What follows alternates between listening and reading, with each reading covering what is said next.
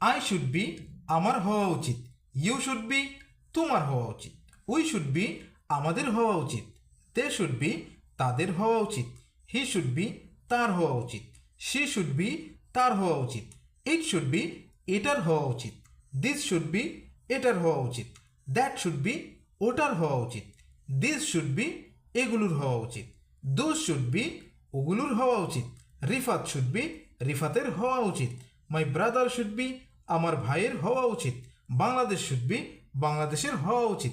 এভাবে কারো কোনো কিছু হওয়া উচিত এমন অর্থ বোঝাতে সাবজেক্টের পর শুড বি তারপর যা হওয়া উচিত অর্থাৎ কোনো পেশা অথবা অবস্থার নাম বসিয়ে অসংখ্য ইংরেজি সেন্টেন্স তৈরি করা যায়।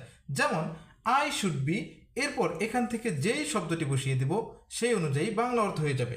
যেমন এখান থেকে যদি আমরা স্টুডেন্ট ব্যবহার করি, যদি বলি আই শুড বি স্টুডেন্ট, তখন অর্থ হবে আই শুড বি আমার হওয়া উচিত, আই শুড বি স্টুডেন্ট আমার ছাত্র হওয়া উচিত, আই শুড বি টিচার আমার শিক্ষক হওয়া উচিত।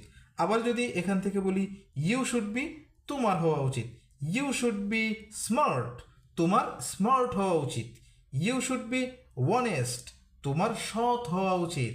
আবার যদি এখান থেকে হি শুড বি তারপর এখান থেকে যদি হ্যাপি ব্যবহার করি তখন হয়ে যাবে হি শুড বি হ্যাপি তার সুখী হওয়া উচিত। আবার যদি এখান থেকে ইট শুড বি এবং এখান থেকে গ্রিন ব্যবহার করি তখন হয়ে যাবে ইট শুড বি গ্রিন এটা সবুজ হওয়া উচিত। আবার যদি বলি ইট শুড বি বিগ এটা বড় হওয়া উচিত। একইভাবে সাবজেক্টের পর শুড বি তারপর যে কোনো পেশা অথবা অবস্থার নাম বসিয়ে দিলে কারো কোনো কিছু হওয়া উচিত এমন অর্থ প্রকাশ করবে। যেমন বাংলাদেশ শুড বি রিচ বাংলাদেশের ধনী হওয়া উচিত, রিফাত শুড বি অনেস্ট রিফাতের সৎ হওয়া উচিত, ইট শুড বি ক্লিন এটা পরিষ্কার হওয়া উচিত।